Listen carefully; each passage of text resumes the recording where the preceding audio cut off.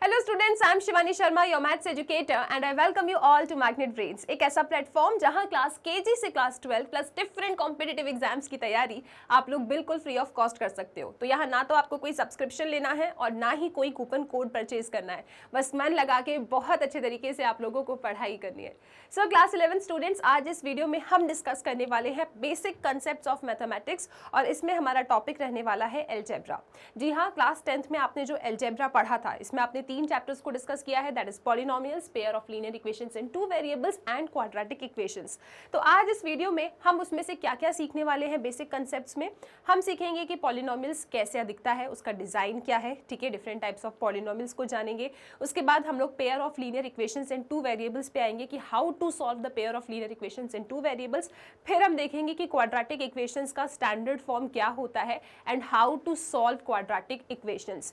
तो ये जो कंसेप्ट है अलजेब्रा का, ये खुद में ही बहुत इंपॉर्टेंट है और ये सिर्फ क्लास 11th एंड 12th में नहीं, आगे आप जब भी मैथ्स पढ़ोगे, ठीक है, कॉम्पिटिटिव मैथ्स पढ़ो या नॉर्मल कोई भी मैथ्स पढ़ो, ये इक्वेशंस को सॉल्व करना आपको डेफिनेटली आना चाहिए। ठीक है, तो जल्दी से एक बार स्टार्ट करते हैं। सबसे पहले हम लोग डिस्कस करेंगे कि व्हाट इज पॉलिनोमियल्स। पॉलिनोमियल्स क्या होता है, पॉलिनोमियल की क्या डिज़ाइन होती है, कैसे एक्सप्रेशन को पॉलिनोमियल कहते हैं, कैसे एक्सप्रेशन पॉलिनोमियल नहीं होता।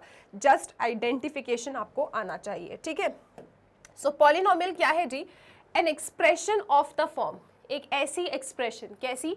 a0 plus a1x plus a2x square plus dot dot dot plus an x की power n, where this an is not equal to 0, ठीक है, then it is called a polynomial in x of degree n।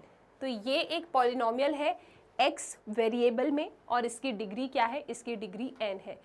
तो आपके expression में जिस भी variable की highest power है, जो सबसे बड़ी पावर है, तो उस पावर को हम कहते हैं कि ये डिग्री है पॉलिनोमियल की। जैसे आप यहाँ देख सकते हैं a0, a1x, x की पावर 1 है, x की पावर 2 है, ये x की पावर n है। ठीक है, और यहाँ पे साफ साफ कह दिया है कि ये जो टर्म लिखा है कोएफिशिएंट an, ये 0 के बराबर नहीं है। तो सबसे बड़ी पावर क्या हो गई? ये n हो गई। तो मेरी जो ये एक्सप्रेशन है, it is a polynomial x variable में और इसकी डिग्री क्या है? n है, क्योंकि n सबसे बड़ा है यहाँ पे। Right, okay. ये जो a0, a1, a2 dot dot dot an है, ये सब रियल नंबर्स हो सकते हैं। हम सब बहुत अच्छे से जानते हैं कि रियल नंबर्स क्या होता है। ये हमने बहुत ही ज़्यादा डिटेल में डिस्कस किया है अपने लेसन नंबर 1 में, दैट इज़ नंबर सिस्टम में। अच्छा, जब भी आप क्लास 11th एंड 12th में आते हो ना, आपको हमेशा मैथ्स पढ़ने की ऐसी अप्रोच रखनी है कि हर एक टर्म को जो भी लिखा है, फॉर एग्जाम्पल रियल नंबर्स लिखा है, तो आपको ना ऐसे इमेजिन हो जाना चाहिए कि रियल नंबर्स क्या क्या होते हैं। रियल नंबर्स एक बहुत ही बड़ी फैमिली है नंबर्स की। इसके अंदर आपको रैशनल नंबर्स, इरैशनल नंबर्स, फिर रैशनल नंबर के अंदर क्या क्या आता है? इंटीजर्स, फिर आपके होल नंबर, नेचुरल नंबर, सभी तरीके के नंबर्स आ सकते हैं। तो यहाँ पे ये जो कोएफिशिएंट्स लिखे हैं, ये जो कांस्टेंट है a1, a2 dot dot dot an, ये सब क्या हो सकते हैं? ये सब कोई भी रियल नंबर्स हो सकते हैं। ठीक है, and each power of x is a non-negative integer। now this is very important। जो x की पावर है, ठीक है, यहाँ जो ये x की पावर है, it is a non-negative integer। non-negative integer होती है ये, मतलब कुल मिला के पॉजिटिव इंटीजर होती है। ठीक है, नेगेटिव में पावर नहीं हो सकती इसमें। ठीक है, यहाँ पे जो पावर होती है, वेरी इंपॉर्टेंट टर्म, यहाँ पे जो आप x की पावर देखते हो, it is always a positive integer. ये हमेशा पॉजिटिव इंटीजर ही हो सकता है। Now what is positive integer? Positive integer है 1, 2, 3, 4 एंड सो ऑन। ये आपके पॉजिटिव इंटीजर हो जाते हैं। ठीक है, 1/2 पॉजिटिव इंटीजर है क्या? मैम ये इंटीजर ही नहीं है। ठीक है, इसके बाद आप बताइए, -1 पॉजिटिव इंटीजर है क्या? नहीं मैम। तो आपको याद रखना है, अगर किसी भी एक्सप्रेशन को पॉलिनोमियल होना है, सो ये जो a0, a1, a2, a3 dot dot dot an है, ये जो टर्म्स हैं, ये हमेशा रियल नंबर्स हो सकते हैं। रियल नंबर्स अगेन आपको रूट में नंबर मिल सकते हैं, जैसे आप देख रहे हो यहाँ पे आपको रूट में नंबर्स मिल सकते हैं, ठीक है। इसके बाद आपको फ्रैक्शन में नंबर मिल सकते हैं, आपको डेसिमल में नंबर मिल सकते हैं, तो कोई समस्या नहीं है, ये सब तो आपके रियल नंबर्स हैं। लेकिन जो x है, x की जो पावर है वो हमेशा पॉजिटिव इंटीजर होगी, ठीक है। तो it is a non negative integer, मतलब पॉजिटिव इंटीजर। तो ये x की पावर हमेशा पॉजिटिव इंटीजर होगी। पॉजिटिव इंटीजर का मतलब क्या है, 1 2 3 4 एंड सो ऑन।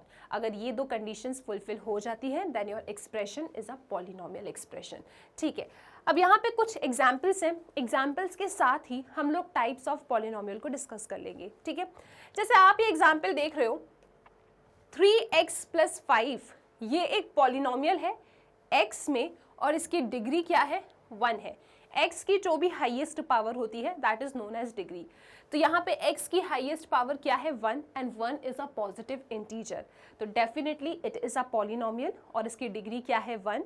ऐसे पॉलिनोमियल जिनकी डिग्री 1 होती है उनको हम प्यार से क्या पुकारते हैं, उनको हम प्यार से लीनियर पॉलिनोमियल कहते हैं, ठीक है। इसके बाद नेक्स्ट आता है आपका एक ये एक्सप्रेशन आपके सामने लिखी है 8x² - 5x + 3। ये एक्सप्रेशन भी पॉलिनोमियल है x में और इसकी डिग्री क्या है, 2, क्योंकि x की हाईएस्ट पावर क्या है यहाँ पे, 2। और आप देख सकते हैं x की जो पावर्स हैं they are positive integer, definitely it is a polynomial. और क्योंकि इसकी हाईएस्ट पावर 2 है तो ये पॉलिनोमियल है जिसका डिग्री क्या है, 2। और ऐसे पॉलिनोमियल को हम प्यार से बोलते हैं क्वाड्रेटिक पॉलिनोमियल। क्या कहते हैं इसको, क्वाड्रेटिक पॉलिनोमियल। फिर आते हैं अपन एक इस एक्सप्रेशन पे, आप देख लो यहाँ पे आपके जितने भी y है, जो भी वेरिएबल है उसके ऊपर जो पावर चढ़ी है that is positive integer, 3 2 1 and खत्म, ठीक है। सो पावर कैसी है, पॉजिटिव इंटीजर है, दैट मीन्स यस पॉलिनोमियल ये है। और जो कोएफिशिएंट्स हैं वो तो कुछ भी हो सकते हैं, कोई भी रियल नंबर हो सकता है, definitely it is a polynomial. लेकिन इस पॉलिनोमियल की डिग्री क्या है, यहाँ पे y की हाईएस्ट पावर क्या है जी, y की हाईएस्ट पावर है 3, therefore it is a polynomial of degree 3। और ऐसे पॉलिनोमियल को हम प्यार से क्या पुकारते हैं जी, क्यूबिक पॉलिनोमियल। फिर बात करते हैं एक इस एक्सप्रेशन की, आप इस एक्सप्रेशन को देखो यहाँ पे 3z की पावर 4 - 5z³ + 2z² - 8z + 1। तो ये भी एक पॉलिनोमियल है, क्योंकि आप जो यहाँ पे वेरिएबल्स देख रहे हो वो सब पॉजिटिव इंटीजर है, उनकी जो पावर्स हैं वो सब पॉजिटिव इंटीजर है, definitely it is a polynomial. और ये पॉलिनोमियल कैसा है, कौन सी डिग्री का है, यहाँ पे हाईएस्ट पावर क्या है, यहाँ पे हाईएस्ट पावर है 4, तो it is a polynomial in z of degree 4। तो आप देख सकते हैं ऐसे पॉलिनोमियल को हम कहते हैं बाई क्वाड्रेटिक पॉलिनोमियल। तो जस्ट इस पेज से जो आपको जानना है वो ये है कि पॉलिनोमियल होने की कंडीशन क्या होती है। ये जो कोएफिशिएंट्स हैं दे आर रियल नंबर्स, और ये जो x के टर्म्स में आपका पॉलिनोमियल है, x की पावर हमेशा पॉजिटिव इंटीजर होनी चाहिए। x is a non negative, each power of x is a non negative integer, मतलब x की पावर हमेशा पॉजिटिव इंटीजर होनी चाहिए। अगर ऐसा है तभी आपकी एक्सप्रेशन पॉलिनोमियल कहलाती है। ये कंसेप्ट इंपॉर्टेंट है आपके क्लास 12th के लिए।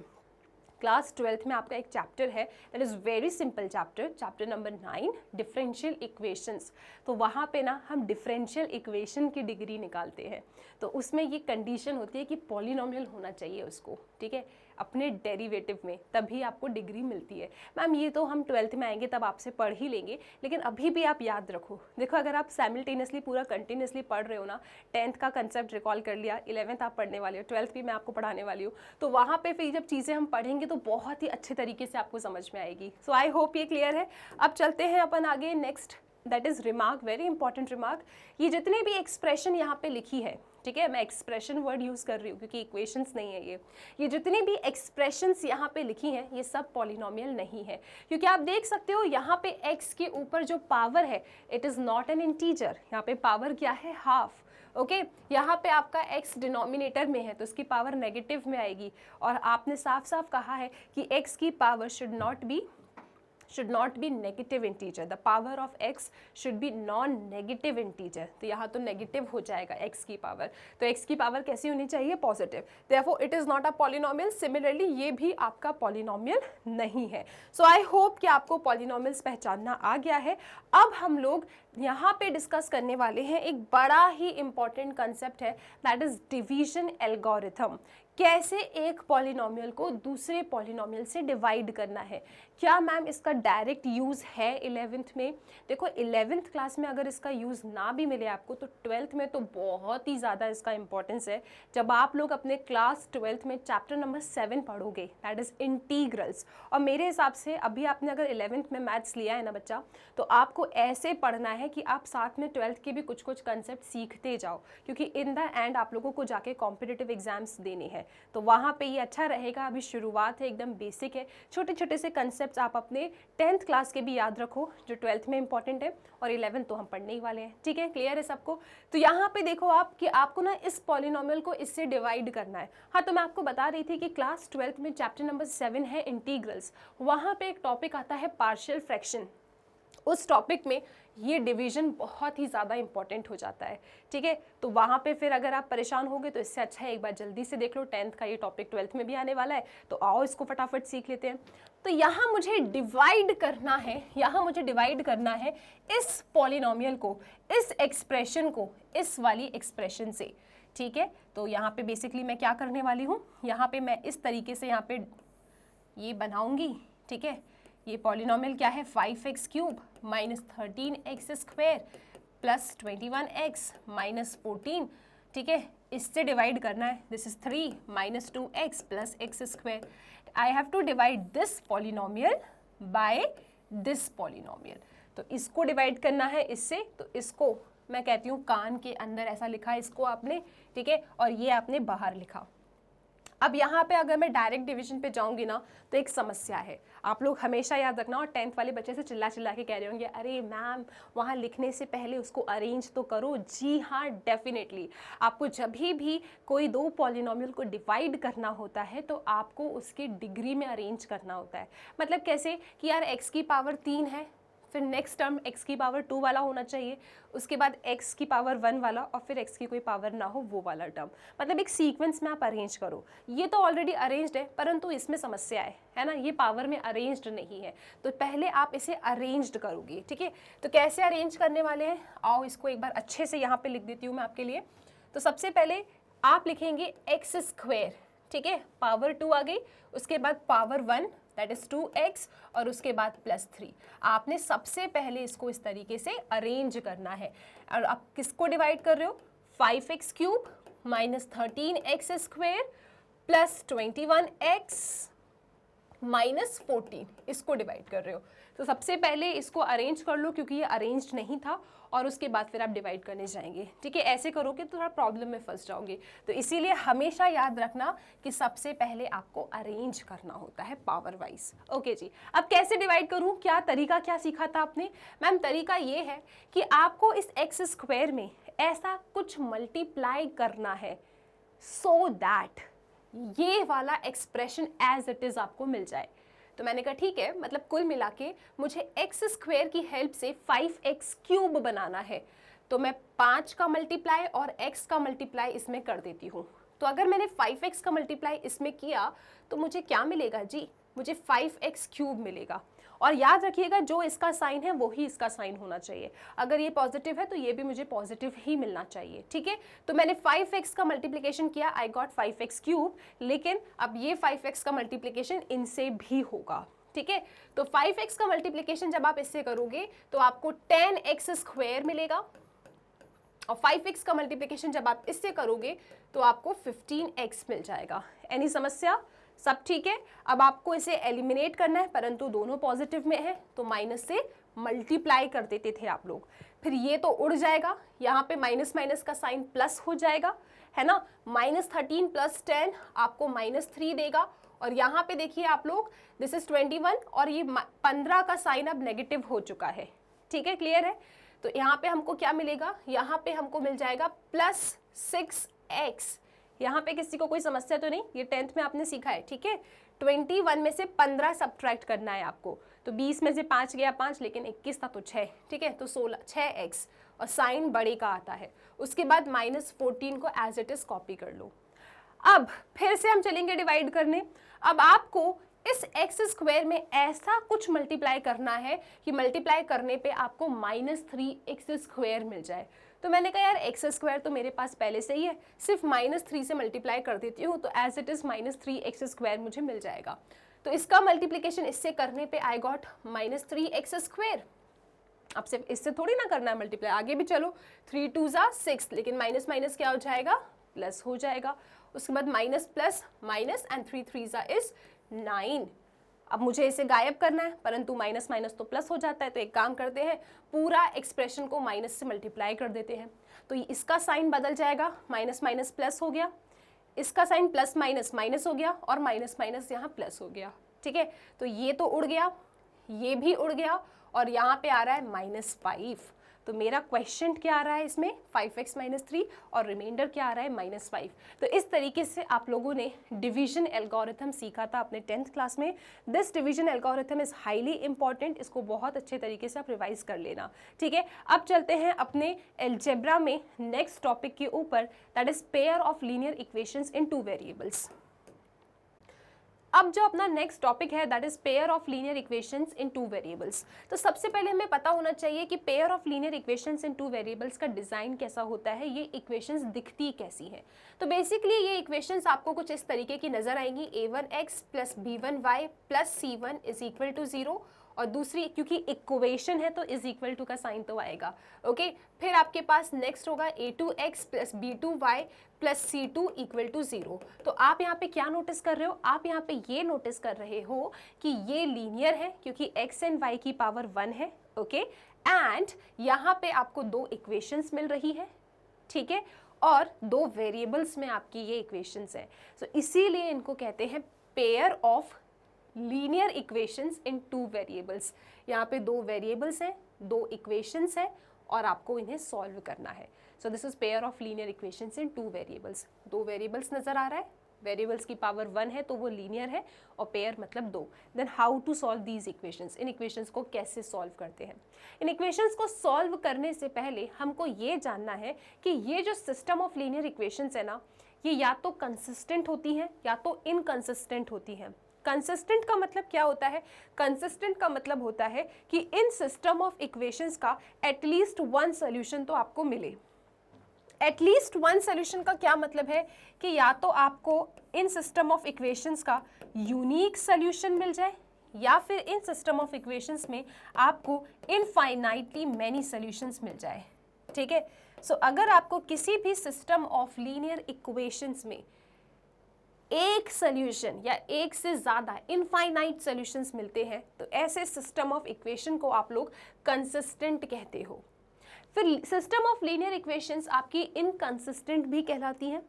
उन सिस्टम ऑफ लीनियर इक्वेशंस को आप इनकंसिस्टेंट कहते हो जिनके आपको कोई सॉल्यूशन नहीं मिलते। ठीक है, सो बेसिकली आपके सामने जो ये pair of linear equations in 2 variables है, इनमें क्या क्या होगा, या तो आपको इसका यूनिक सोल्यूशन मिलेगा, या तो आपको इनके इनफाइनाइट सोल्यूशन मिलेंगे। इसका मतलब या तो आपकी system of linear equation consistent होगी या फिर इनकंसिस्टेंट होगी। इनकंसिस्टेंट का मतलब क्या, कि जब आप इन्हें सॉल्व करोगे तो आपको कोई सोल्यूशन ही नहीं मिलेगा। राइट, क्लियर है। तो ये कंसिस्टेंट एंड इनकंसिस्टेंट शब्द के बारे में आप बिल्कुल याद रखिएगा। अब बात करते हैं कि यार आखिरकार इन सिस्टम ऑफ लीनियर इक्वेशंस को मुझे सॉल्व कैसे करना है, how to solve these system of linear equations in 2 variables. तो इनको सॉल्व करने के लिए हमारे पास कुछ मेथड्स होते हैं। First is graphical method.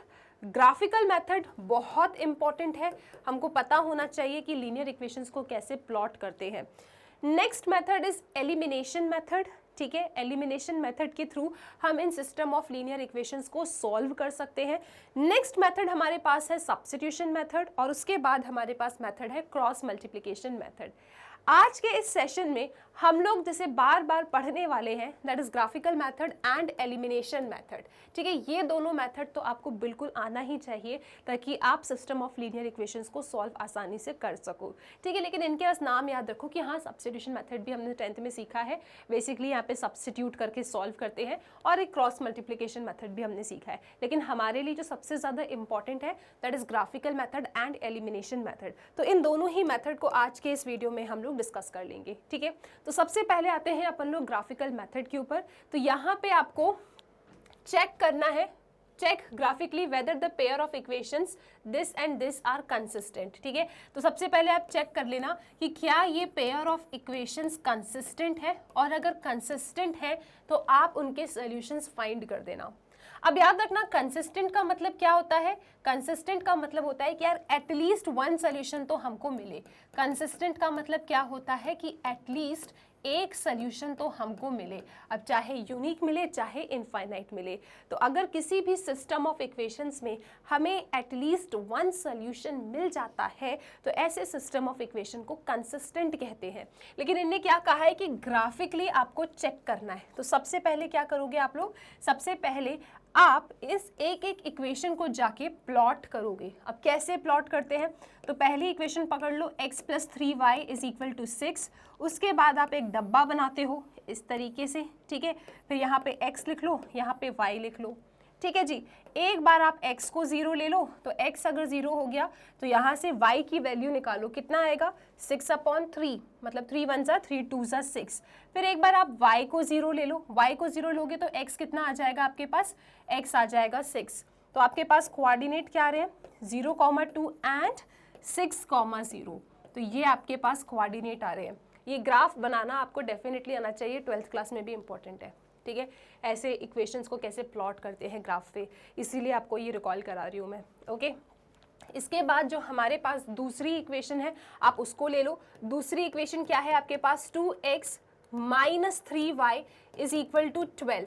फिर आप यहाँ पे डब्बा बना लेंगे, सो दिस इज अ बॉक्स, यहाँ पे लिखो x, यहाँ पे लिखो y, ठीक है जी। फिर आपने क्या किया, आपने सपोज यहाँ पे ले लिया y को 0, तो आपके पास x क्या आएगा, y को अगर 0 लोगे तो x क्या आएगा 12/2, दैट मीन्स 6, ठीक है जी। अगर आपने x को 0 ले लिया तो y क्या आएगा आपके पास -4 आ जाएगा। मैंने x को 0 लिया तो -3y = 12, so y = 12/-3, that is -4। तो ये मेरे पास कोऑर्डिनेट यहाँ पे क्या क्या आ रहा है, एक कोऑर्डिनेट है 6,0, क्योंकि पहले x वाला लिखते हैं फिर y वाला लिखते हैं, एंड दूसरा कोऑर्डिनेट है मेरे पास 0,-4। अब बस जाके मुझे ग्राफ पे इसे प्लॉट कर देना है। तो आओ जल्दी से ग्राफ बनाते हैं अपन लोग। तो यहाँ पे आप ले लेंगे अपनी y एक्सिस, ठीक है। So this is your y axis, ये रही आपकी x एक्सिस, क्लियर है सबको। फिर यहाँ पे क्या करेंगे आप, यहाँ पे आप लिखेंगे ओरिजिन, ओके। छोटू छोटू से पॉइंट है ना। यहाँ पे भी अपन को कुछ मार्क करना था, तो एक बार अपन ग्राफ को ना थोड़ा शिफ्ट कर लेंगे अपने। तो इस ग्राफ को थोड़ा सा शिफ्ट कर लेते हैं क्योंकि हमने नेगेटिव में भी ले लिया है पॉइंट, ओके। चलो, तो यहाँ पे आप आएंगे, इस तरीके से आपने ग्राफ बनाया, ठीक है। क्लियर है सबको, बस मेथड याद होना चाहिए, आंसर से भी मतलब नहीं है, सिर्फ मेथड पता होना चाहिए कि ग्राफिकल मेथड में ग्राफ प्लॉट कैसे करते हैं। तो ये रहा आपका ओरिजिन, ठीक है। छोटे छोटे से पॉइंट है ना, छोटे छोटे से पॉइंट है। तो चलो दो दो का ही गैप ले लेते हैं अपन। 2 1 जा 2, 2 2 जा 4, 2 3 जा 6, ऊपर आ जाओ। 2 1 जा 2, 2 2 जा 4, 2 3 जा 6, नीचे आ जाओ। -2, ठीक है ना, -4, -6, इधर भी आ जाओ, -2, -4। आओ प्लॉट करते हैं जल्दी से। तो सबसे पहला है 0,2। तो 0,2 कहाँ प्लॉट करेंगे आप लोग, 0,2, तो 0,2 आपका ये वाला पॉइंट होगा, ठीक है। दिस इज वेरी इंपॉर्टेंट, 0,2 ये पॉइंट होगा। फिर आपके पास क्या है 6,0, तो 6,0 क्या होगा, x एक्सिस पे है 6, y एक्सिस 0, मतलब 6,0 आपका ये पॉइंट होगा। अब आपको बस स्केल निकालना है और इसको जाके ज्वाइन कर देना है, क्योंकि पेयर ऑफ लीनियर इक्वेशन है ना, इक्वेशंस आपकी लीनियर है, तो ग्राफ में हमेशा आपको स्ट्रेट लाइन ही मिलेगी, आपको ऐसी लहराती हुई सी लाइन नहीं मिलेगी, सिर्फ स्ट्रेट लाइन, ठीक है। सो ये आपकी एक लाइन हो गई, ओके जी। अगली लाइन पे चलते हैं अपन, 6,0, तो 6,0 अगेन यही पॉइंट होगा 6,0। दूसरा पॉइंट क्या है 0,-4, तो 0,-4 आपका ये वाला पॉइंट होगा। अगेन आप अपनी ग्राफ पेपर में स्केल को निकालेंगे और जाके यहाँ से इसको ऐसा ज्वाइन कर देंगे, ठीक है। अब ये मेरा ग्राफ पेपर नहीं है इसलिए आपको अच्छा नहीं दिख रहा है, लेकिन ये इस पॉइंट से जाता हुआ मुझे बनाना है, तो मैं ना थोड़ा सा यहाँ पे शिफ्टिंग कर दूंगी जिससे मुझे तो ग्राफ अच्छा मिल जाए। देखो मैं ऐसा काम इसलिए कर सकती हूँ क्योंकि मेरे पास ग्राफ पेपर नहीं है, आपके पास ग्राफ पेपर होगा तो आप इसको एकदम अच्छे से बना लोगे, ठीक है ना। क्लियर है सबको। तो ये रहा मेरा फॉर एग्जाम्पल ये वाला जो पॉइंट है दिस इज -4। तो ये इस तरीके से ग्राफ मिल रहा है। आप क्या देख रहे हो कि यार पहली इक्वेशन और दूसरी इक्वेशन ना उस पॉइंट पे इंटरसेक्ट कर रही है। तो अगर उस पॉइंट पे इंटरसेक्ट कर रही है दो लाइंस, किसी एक पॉइंट पे अगर they are intersecting, that means हमें डेफिनेटली यहाँ पे सोल्यूशन मिलेगा, और सोल्यूशन कैसा होगा, यूनिक सोल्यूशन होगा, क्योंकि सोल्यूशन मिल रहा है तो इट इज़ कंसिस्टेंट। ठीक है, खैर मुझे आपको यहाँ पे सिर्फ इतना सिखाना था कि कैसे आप ग्राफ बनाते हो। तो ग्राफ बनाने का जो मेथड है वो आपके सामने रखा है। ठीक है, इक्वेशन लिया, एक को 0 रखो, दूसरा पॉइंट निकालो, दूसरे को 0 रखो, दूसरा पॉइंट निकालो, फिर कोऑर्डिनेट्स मिल गए, प्लॉट करो, दैट्स इट। ठीक है, so this is about the graphical method, very important, हमको 12th में भी काम आएगा, ये 11th में भी काम आ जाएगा। ओके, अब चलते हैं द नेक्स्ट टॉपिक के ऊपर, that is elimination method. Elimination method एक बहुत ही ज़्यादा इंपॉर्टेंट मेथड है, ये भी हमको बहुत अच्छे से आना चाहिए। तो pair of linear equations in 2 variables को सॉल्व हम एलिमिनेशन मेथड से कर सकते हैं। जैसा नाम है उसका वैसा ही काम है, आप एलिमिनेट करोगे और एक्स एंड वाई की वैल्यू को फाइंड कर लोगे। तो एलिमिनेट हम कैसे करने वाले हैं, यहाँ पे एलिमिनेट करने के लिए आप ये देखो, क्वेश्चन कहता है कि यार एक्स एंड वाई की वैल्यू बता दो एलिमिनेशन मेथड से।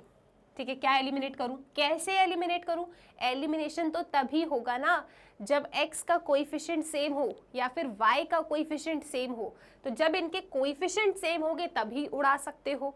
यहाँ आप देखो, पहले इक्वेशन में x का कोएफिशिएंट 10 है, दूसरी इक्वेशन में x का कोएफिशिएंट 6 है। अच्छा, पहली इक्वेशन में y का कोएफिशिएंट 3 है, दूसरी इक्वेशन में y का कोएफिशिएंट -5 है ना। मैम ऐसे तो एलिमिनेट नहीं हो पाएगा, तो कैसे एलिमिनेट करें, कैसे उड़ाएं अपन।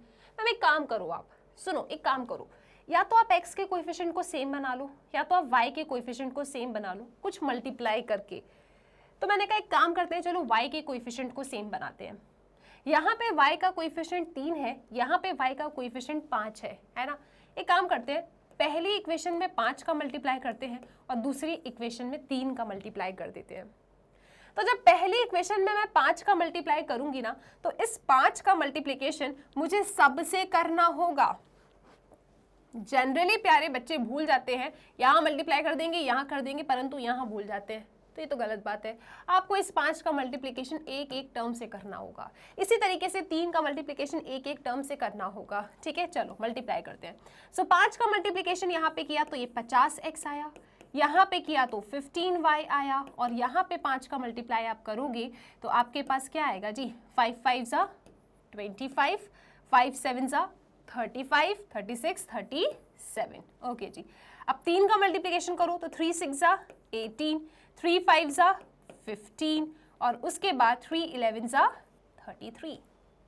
अब आप देख सकते हो आसानी से एलिमिनेट हो रहा है। ये +15y है, ये -15y है, चलो जी उड़ा दो, ये तो अपने आप ही उड़ गया, ये अपने आप ही उड़ गया। ठीक है, अब यहाँ पे क्या है भैया, कोई साइन नहीं है, मतलब ये भी प्लस है, ये भी प्लस है, तो प्लस ही करना है आपको। तो 0 + 8 = 8, 5 + 1 = 6, तो 68। यहाँ पे आ जाओ। ठीक है, ये भी प्लस है, ये भी प्लस है, प्लस ही करना है, क्योंकि ये तो अपने आप ही उड़ गया था, है ना, और यहाँ पे प्लस के ही साइन लगे तो प्लस ही करेंगे अपन।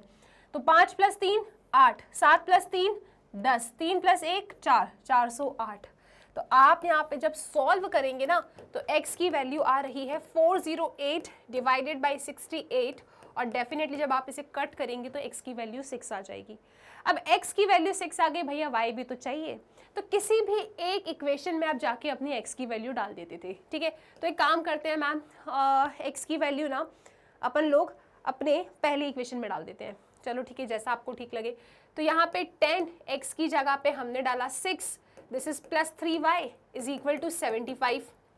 ये क्या हो जाएगा 60, तो 3y = 75 - 60। 75 में से अगर आपका 60 चला गया तो आपके पास क्या आएगा जी, 5 में से 0 गया 5, 7 में से 6 गया 1, तो y की वैल्यू आ रही है 15/3, दैट इज 5। ये एलिमिनेशन आपने सीखा है। यहाँ पे x आपको 6 मिल रहा है और y आपको 5 मिल रहा है। तो इस तरीके से आप pair of linear equations in 2 variable को एलिमिनेशन मेथड के थ्रू सॉल्व करना सीख चुके हो अपनी प्यारी 10th क्लास में। ठीक है, ऐसे ही हमने लीनियर इक्वेशंस इन 2 वेरिएबल्स को सॉल्व करना सीखा है यूजिंग सब्स्टिट्यूशन मेथड और क्रॉस मल्टीप्लिकेशन मेथड। लेकिन सबसे ज़्यादा इंपॉर्टेंट जो आपको बिल्कुल अच्छे से पता होना चाहिए, that is graphical method, graph कैसे प्लॉट करना है, और एलिमिनेशन मेथड तो हमको आना ही चाहिए। ठीक है, कि इक्वेशंस को सॉल्व करना है, कैसे करोगे, एलिमिनेशन मेथड से सॉल्व करके आ जाओगे।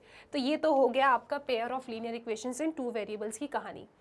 इसके साथ ये भी बहुत इंपॉर्टेंट है, ये भी आप याद रखिए, ये भी कहीं ना कहीं काम आ जाता है। अगेन फिर से कहूँगी 10th के काफ़ी कंसेप्ट ऐसे हैं जो 12th में यूज़फुल है, तो ये जो है ना ये 12th के लिए भी इम्पॉर्टेंट है। देखो 12th में तो आना ही है, 11th के बाद 12th में ही आओगे, तो सुन लो, सीख लो, अच्छी बात है। आपको भी ना अंदर से खुशी होगी, अरे वाह 10th के कंसेप्ट 12th में भी है, तो हाँ 10th के कंसेप्ट 12th में भी है।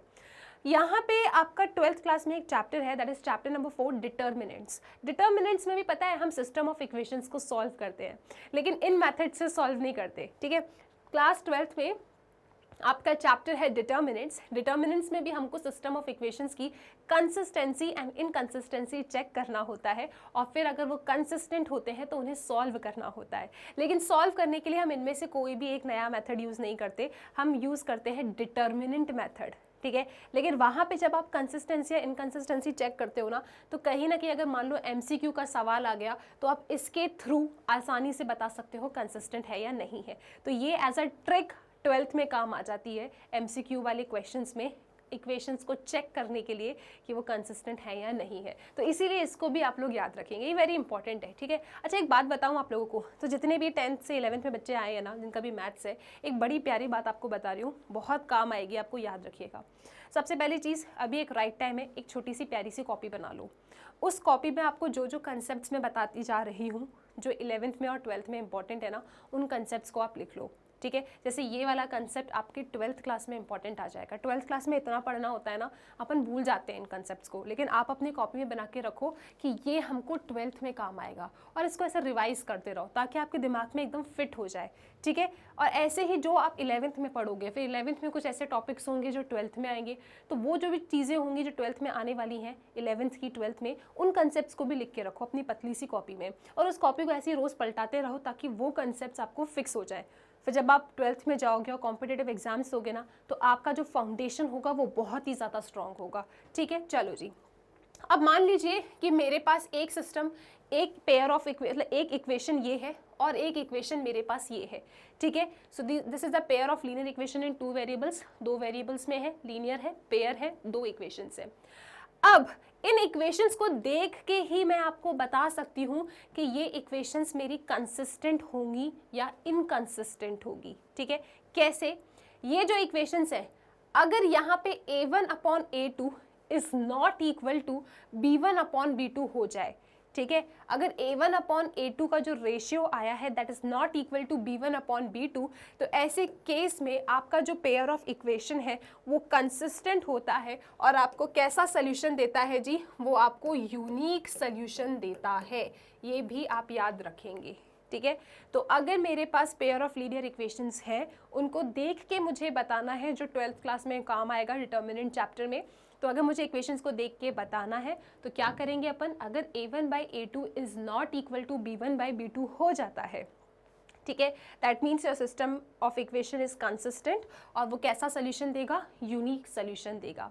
अब मान लीजिए कि a1/a2 तो b1/b2 के बराबर आ गया, लेकिन ये बराबर नहीं आता है c1/c2 के, तो ऐसे केस में आपकी जो पेयर ऑफ इक्वेशन है वो इनकंसिस्टेंट होगी, और ये आपको नो सोल्यूशन देगी। कैसे सोल्यूशन देगी? नो सोल्यूशन, कोई सोल्यूशन आपको मिलेगा ही नहीं।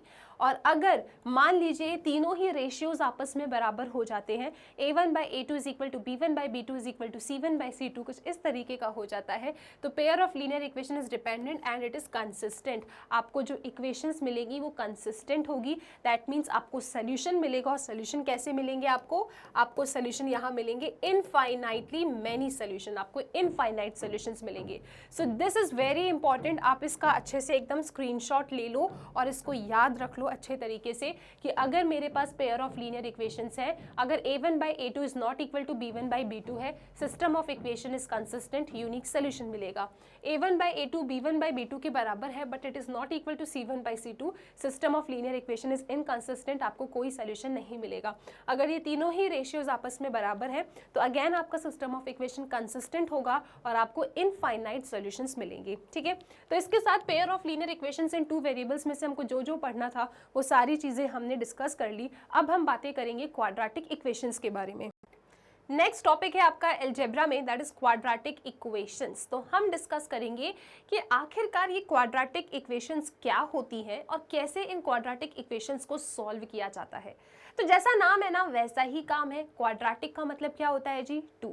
तो ऐसी इक्वेशन जिसकी हाईएस्ट पावर क्या हो? 2 हो। जो भी वेरिएबल लिखा है ना उसमें उस वेरिएबल की हाईएस्ट पावर क्या होना चाहिए? 2। तो ऐसी इक्वेशन को हम कहते हैं क्वाड्रेटिक इक्वेशन। अब आप यहाँ पे एक टर्म सुन रहे हो इक्वेशन। इक्वेशन का मतलब क्या होता है भैया? इज इक्वल टू तो दिखना चाहिए, ठीक है। तो आप अगर इसका स्टैंडर्ड इक्वेशन देखेंगे तो स्टैंडर्ड इक्वेशन क्या है? ax square plus bx plus c equal to 0। This is standard form of quadratic equation. इसको भी आपको कंठस्थ कर लेना है, ठीक है। So ax square plus bx plus c is equal to 0, इसे हम कहते हैं क्वाड्रेटिक इक्वेशन। अब हमको डिस्कस करना है कि आखिरकार इन क्वाड्रेटिक इक्वेशंस को सॉल्व करने के लिए हमारे पास क्या क्या मेथड है। सो मेथड नंबर 1 है हमारे पास स्प्लिटिंग द मिडिल टर्म, जिसे हम फैक्टराइजेशन मेथड भी कहते हैं। एंड ट्रस्ट मी, ये सब कुछ भी आपको अच्छे से आना चाहिए कि कैसे फैक्टराइज करते हैं, ठीक है, कैसे आपको मिडिल टर्म स्प्लिट करना है, ये भी इंपॉर्टेंट है। अगेन ये जो पूरा एल्जेब्रा हम क्लास 10th का डिस्कस कर रहे हैं ना, जिसमें भी जो भी टॉपिक्स मैंने आपके लिए पिक किए हैं, ये दोनों ही क्लास के लिए बहुत इंपॉर्टेंट है। तो स्प्लिटिंग द मिडिल टर्म या फैक्टराइजेशन मेथड कैसे, उसके क्या स्टेप्स होते हैं, वो सभी स्टेप्स आपको पता होना चाहिए। Next is completing the square method. फिर से आपको बता दूं, कंप्लीटिंग द स्क्वायर मेथड का बहुत ही ज़्यादा इंपॉर्टेंस है क्लास 12th में चैप्टर नंबर 7 इंटीग्रेशन को जब आप सॉल्व करोगे तो एक बार हम लोग कंप्लीटिंग द स्क्वायर मेथड भी रिवाइज कर लेंगे। इसके बाद नेक्स्ट है क्वाड्रेटिक फॉर्मूला, जिसे श्री धाराचार्यास रूल कहते हैं। सो क्वाड्रेटिक फॉर्मूला भी हमें पता होना चाहिए सो दैट हम इक्वेशंस को सॉल्व कर सके। सो क्वाड्रेटिक इक्वेशंस को सॉल्व करने के मेरे पास ये 3 मेथड है, जिसमें से बहुत ही ज़्यादा इंपॉर्टेंट है completing the square method 12th class के लिए, और बाकी सब तो अपन को आना चाहिए, ठीक है। तो एक एक करके अपन सारे मेथड को फटाक सीधे रिकॉल कर लेते हैं। सबसे पहले हम बात करेंगे स्प्लिटिंग द मिडिल टर्म, ठीक है। मुझे इस इक्वेशन को सॉल्व करना है using splitting the middle term. तो ठीक है, आओ कोशिश करते हैं सॉल्व करने के लिए। तो स्प्लिटिंग द मिडिल टर्म या फैक्टराइजेशन मेथड क्या कहता है? वो ये कहता है कि एक्स स्क्वायर का जो कोएफिशिएंट है और जो ये कांस्टेंट नंबर है, आप इनका मल्टीप्लिकेशन करो रफ वर्क में। तो इसका इससे मल्टीप्लिकेशन करोगे आपको -12 मिल रहा है, ठीक है। फिर आपको इस 12 के फैक्टर्स निकाल लेना है, ठीक है जी। सो 2 6 are 12, 2 3 are 6, 3 1 are 3। आपने इस 12 के फैक्टर्स निकाल लिए। अब इन फैक्टर्स की हेल्प से आपको कुछ ऐसा काम करना है, इन फैक्टर्स की हेल्प से आपको कुछ ऐसे पेयर बना के काम करना है कि उन्हें प्लस या माइनस करने पे आपको यहाँ पे क्या लिखा है x के आगे? -1, आपको -1 मिल जाए। इन फैक्टर्स की हेल्प से आपको ऐसे पेयर बनाने हैं जिनको प्लस या माइनस करने पे आपको x का कोएफिशिएंट दैट इज -1 मिल जाए, और उन पेयर का मल्टीप्लिकेशन करने पे आपको -12 मिल जाए, ठीक है। तो मैंने पेयर बनाया 2 2 are 4 और इस 3 का, मैंने 4 और 3 का पेयर बनाया। कैसे? मैंने -4 + 3 ले लिया। -4 + 3 करूंगी तो -1 मिल जाएगा, -4 × 3 करूंगी तो मुझे -12 मिल जाएगा। तो जो भी रिक्वायरमेंट थी वो सारी रिक्वायरमेंट फुलफिल हो गई, ठीक है। अब फटाक सीधे स्प्लिट कर देते हैं। तो यहाँ पे आप क्या लिखने वाले हैं जी? यहाँ पे आप लिखेंगे, ये तो रफ वर्क है, आपको समझा दिया मैंने, अब सॉल्व कैसे करना है उसे डिस्कस कर लेते हैं। So this is 6x² - x - 2 = 0। Okay जी, इसे आप देखेंगे 6x², ये क्या है माइनस, तो -4x + 3x, इनको प्लस माइनस किया और इनको इंटू करने पे हमको डेफिनेटली क्या मिल जाएगा? -12 मिल जाएगा। तो बस यहाँ पे आपको वो पेयर सोचने थे। ऐसे 2 नंबर्स इसमें से उठा लो जिनका प्लस माइनस करने पे x का कोएफिशिएंट मिल जाए, जिसको इंटू करने पे -12 मिल जाए। तो ये मैंने ऐसा अरेंज करके रख लिया। अब इन दोनों से आप कुछ कॉमन ले लीजिए। क्या कॉमन ले सकते हो? 2x कॉमन ले सकते हो। तो मैंने 2x कॉमन लिया तो यहाँ पे 3x - 2 आ जाएगा। यहाँ से मैंने 1 कॉमन ले लिया +1, तो मेरे पास यहाँ पे 3x - 2 आ गया। This is equal to 0। आपके ये दोनों ब्रैकेट सेम बन जाने चाहिए। अगर ये दोनों ब्रैकेट बिल्कुल सेम टू सेम बन गए मतलब आपने सही सॉल्व किया है। अब ब्रैकेट्स को कलेक्ट कर लो। सो दिस इज 2x + 1 और ये क्या है जी? This is 3x - 2। इसे आपने 0 से इक्वेट किया। इसको 0 से इक्वेट करेंगे तो x की वैल्यू -½ आ रही है। इसको 0 से इक्वेट करेंगे तो x की वैल्यू 2/3 आ रही है, और ये आपने सॉल्व कर दिया। ठीक है, क्लियर है सबको? सो इस तरीके से हम लोग फैक्टराइजेशन मेथड अप्लाई करते हैं या फिर splitting the middle term. So I hope आप लोग को जल्दी से सब कुछ याद आ गया होगा। तो सबसे पहले क्या करना है, एक्स स्क्वायर का जो कोएफिशिएंट है उसका मल्टीप्लिकेशन कांस्टेंट नंबर से कर देंगे आप। जो भी नंबर आएगा उसके फैक्टर्स निकालेंगे, उन फैक्टर्स के साथ आपको खेलना है। उन फैक्टर्स से आपको ऐसे पेयर बनाना है कि प्लस माइनस करने पे x का जो कोएफिशिएंट है आपको वो मिल जाए और उन फैक्टर्स का मल्टीप्लिकेशन करने पे आपको -12 मिल जाए। जैसे ही आपका ये काम हो गया, आपने कॉमन लेना है और कॉमन लेने के बाद आपको एक एक फैक्टर को 0 से इक्वेट कर देना है, तो आपको आपकी x की वैल्यू मिल जाएगी। सो this is splitting the middle term. I hope ये क्लियर है। आप आसानी से क्वाड्रेटिक इक्वेशन को फैक्टराइजेशन मेथड से सॉल्व कर लोगे। अब क्वाड्रेटिक इक्वेशन को सॉल्व करते हैं हम लोग कंप्लीटिंग द स्क्वायर मेथड से भी। And this completing the square method is highly important for your 12th class integration के लिए। तो आप फटाक सीधे सीखते हैं कंप्लीटिंग द स्क्वायर मेथड क्या है। तो कंप्लीटिंग द स्क्वायर मेथड आपसे ये कहता है, ठीक है, step number 1 completing the square method की होती है कि एक्स स्क्वायर का कोएफिशिएंट हमेशा +1 होना चाहिए। क्या होता है एक्स स्क्वायर का कोएफिशिएंट? ऑलवेज +1। तो अगर एक्स स्क्वायर का कोएफिशिएंट +1 के अलावा कोई और नंबर है तो उस एंटायर नंबर से अपनी इक्वेशन को डिवाइड कर दो। तो यहाँ पे एक्स स्क्वायर का कोएफिशिएंट 3 है ना, हमको 3 नहीं चाहिए, हमको +1 चाहिए। तो इस एंटायर इक्वेशन को आप 3 से डिवाइड कर दोगे। तो जब 3 से डिवाइड करोगे तो दिस इज 3x²/3, यहाँ पे -5/3x एंड दिस इज 2/3 = 0। ठीक है, 3 से 3 उड़ गया, ये कुछ इस तरीके का आया। आपको यहाँ मिलता है x² -5/3x + 2/3 = 0। तो x² का कोएफिशिएंट +1 बन गया। स्टेप नंबर 1 हो गया। स्टेप नंबर 2 ये कहता है कि x के कोएफिशिएंट को बिना साइन के उठा के रफ वर्क में ले चलो। तो x का कोएफिशिएंट विदाउट साइन क्या है? 5/3 है। आप इसमें हाफ का मल्टीप्लिकेशन करोगे हमेशा, ठीक है, हमेशा क्या करना है, x के कोएफिशिएंट में हाफ का मल्टीप्लिकेशन कर दो। सो हाफ का मल्टीप्लिकेशन करोगे तो क्या मिलेगा जी? 5/6 मिलेगा। अब इस 5/6 को दोबारा उठा के यहाँ पे लेकर आ जाओ। अब आप देखेंगे, अब आपको किससे मतलब है? अब बस आपको इन दोनों से ही मतलब है, ठीक है। तो यहाँ पे आप देख रहे हो कि इन दोनों नंबर के बीच में नेगेटिव का साइन है। इसका मतलब मैं x और 5/6 की हेल्प से a - b का होल स्क्वायर बनाऊंगी। कैसे? मैं यहाँ पे लिखने वाली हूँ दिस इज x - 5/6 का होल स्क्वायर। अब यहाँ पे जो ये +2/3 लिखा है उसे एज इट इज कॉपी किया, और ये जो भी नंबर है इसके स्क्वायर से हमेशा आपको सब्ट्रैक्ट करना है, चाहे यहाँ प्लस का साइन हो चाहे यहाँ माइनस का साइन हो, इस नंबर के स्क्वायर से हमेशा सब्ट्रैक्ट करोगे। तो 5 का स्क्वायर इज 25 और 6 का square is 36 and this is equal to 0। अगर इन दोनों के बीच में प्लस का साइन होता ना तो यहाँ पे आप प्लस का साइन बनाते एंड अगेन आप स्टिल इस नंबर के स्क्वायर से सब्ट्रैक्ट करते, ठीक है। अब आप यहाँ पे एलसीएम ले लीजिए। 3 and 36 का एलसीएम क्या आएगा जी? 36 ही एलसीएम आएगा। आओ इसको ज़रा सॉल्व करते हैं अपन। तो इसका जो एलसीएम आया है आपके पास, दिस इज x - 5/6 का होल स्क्वायर प्लस एलसीएम आएगा 36। सो दिस इज 3 1s 3 2s, है ना, 3 12s 12 2s 24 -25 = 0। तो आपके पास आ रहा है x - 5/6 का स्क्वायर -1/36 = 0। कुछ इस तरीके का आ गया ये, ठीक है। अब इसको उठा के वहाँ ले जाओ। सो ये आएगा x - 5/6 का square is equal to 1/36।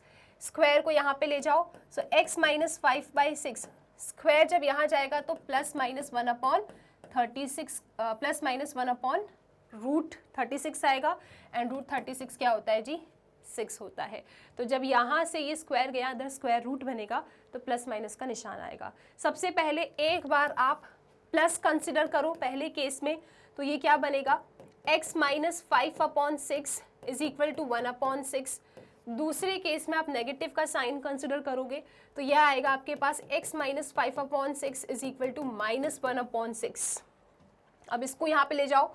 So x is equal to 1/6 + 5/6, तो x इज इक्वल टू 1 आ रहा है आपके पास, ठीक है। यहाँ पे आ जाओ। So x is equal to -1/6 plus 5/6।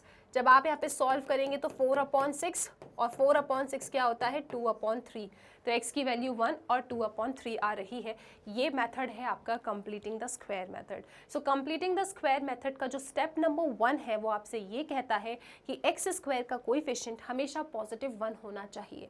अगर +1 के अलावा कुछ और है तो आप उस नंबर को एंटायर इक्वेशन में डिवाइड करा दो। तो आपने डिवाइड किया, +1 आपके x स्क्वायर का कोएफिशिएंट आ गया। स्टेप नंबर 2, विदाउट साइन आपको x के कोएफिशिएंट को रफ वर्क में ले जाना है और उसमें हमेशा हाफ का मल्टीप्लाई करना है। तो जब मैं इसे रफ वर्क में ले गई तो 5/3 में हाफ का मल्टीप्लाई करने पे मुझे 5/6 मिला। फिर मैं देखूंगी कि इन दो नंबर के बीच में किसका साइन है। अगर इन दो नंबर के बीच में नेगेटिव का साइन है तो x और 5/6 के बीच में नेगेटिव लगा के उसका होल स्क्वायर बनाऊंगी। अगर इन दोनों के बीच में पॉजिटिव होता तो x और वो जो रफ वर्क में हाफ से मल्टीप्लाई किया था उस नंबर को यहाँ लिख के प्लस का साइन बना के उसका होल स्क्वायर बनाती।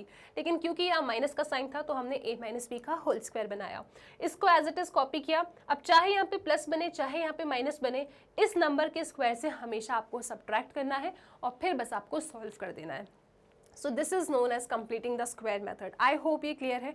इसको समझने के आपके पास अलग अलग तरीके होते हैं। सबसे बेस्ट तरीका मुझे ये लगता है जो आपको 12th में बहुत ही ज़्यादा यूजफुल होगा, हेल्पफुल होगा। ठीक है, इसके बाद क्या किया, उठा के ले गए इस साइड, स्क्वायर है तो स्क्वायर रूट किया, प्लस माइनस का निशान आएगा। एक बार पॉजिटिव लो एक बार नेगेटिव लो, आपको x की 2 वैल्यूज मिल जाएगी। ठीक है, क्लियर है। अब बात करते हैं after completing the square the next topic is quadratic formula. आप लोग क्वाड्रेटिक फॉर्मूला की हेल्प से भी अपने क्वाड्रेटिक इक्वेशन को सॉल्व कर सकते हो। तो roots of quadratic equations are given by this formula. ठीक है, इसे क्वाड्रेटिक फॉर्मूला कहते हैं। तो क्वाड्रेटिक फॉर्मूला क्या है कि भैया जो मेरा x होगा that x will be given by this formula -b plus minus √b² - 4ac/2a। ठीक है, अगर मुझे किसी क्वाड्रेटिक इक्वेशन को सॉल्व करना है तो मैं इस फॉर्मूले से भी x की वैल्यू निकाल सकती हूँ। माइनस का निशान हमेशा आना है, -b plus minus √b² - 4ac/2a। यहाँ पे a x² का कोएफिशिएंट होगा, b x का कोएफिशिएंट होगा एंड c आपका कांस्टेंट होगा। अब इसमें quadratic equation this has 2 distinct real roots. आपके क्वाड्रेटिक इक्वेशन के 2 डिस्टिंक्ट रियल रूट्स आपको मिलेंगे अगर b² - 4ac आपको 0 से बड़ा मिल जाए। ठीक है, इसको डिस्क्रिमिनेंट भी कहते हैं, राइट। और आपको इस क्वाड्रेटिक इक्वेशन के 2 इक्वल रूट्स मिलेंगे, सेम टू सेम रूट्स मिलेंगे अगर ये जो है b² - 4ac वो 0 के बराबर हो जाए। और आपको इसके नो रियल रूट्स मिलेंगे। ठीक है, कॉम्प्लेक्स रूट मिलेंगे कब, जब b² - 4ac लेस देन 0 हो जाए। तो ये भी याद रखना है, ये कंसेप्ट भी बहुत इंपॉर्टेंट है कि कब आपको 2 डिस्टिंक्ट रियल रूट मिलते हैं, जब b² - 4ac ग्रेटर देन 0 हो जाए। कब आपको इक्वल रूट्स मिलते हैं, जब b² - 4ac इक्वल टू 0 हो जाए। कब आपको नो रियल रूट्स मिलते हैं, जब b² - 4ac लेस देन 0 हो जाए। इस कंसेप्ट के ऊपर भी क्लास 12th में एक सवाल बनाया गया था जो आई थिंक सैम्पल पेपर में आया था। तो मतलब वही है, वही 10th के कंसेप्ट हैं जो 12th में 11th में पूछ लें तो बच्चों को लगता है कि आउट ऑफ सिलेबस आ गया ना। आप पढ़ चुके हो, आपको बस याद होने चाहिए। सो आई होप ये चीज़ें क्लियर है। इस तरीके से हमारा जो अलजेब्रा है वो पूरा कंप्लीट हो जाता है। हमने सबसे पहले पॉलिनोमियल के बारे में डिस्कस किया, फिर हम गए pair of linear equation in 2 variables. उसमें हमने जाना कि लीनियर इक्वेशंस इन 2 वेरिएबल्स को हम कैसे कैसे सॉल्व कर सकते हैं। उसमें से जो 4 मेथड से 2 मेथड हमारे लिए इंपॉर्टेंट है, उन मेथड को हमने रिवाइज कर लिया। फिर हम लोग गए अपने क्वाड्रेटिक इक्वेशंस के ऊपर। क्वाड्रेटिक इक्वेशंस को सॉल्व करने के लिए हमारे पास 3 मेथड है, जिसमें से पहला है फैक्टराइजेशन मेथड, हमको आना चाहिए। कंप्लीटिंग द स्क्वायर मेथड, वो भी हमको आना चाहिए। And the next is quadratic formula, इसके बारे में भी हमें पता होना चाहिए। That's it. तो इसके साथ आपका अलजेब्रा का जो पोर्शन है वो कंप्लीट हो जाता है। आई होप ये वीडियो आप लोगों के लिए यूजफुल एंड हेल्पफुल रहा होगा।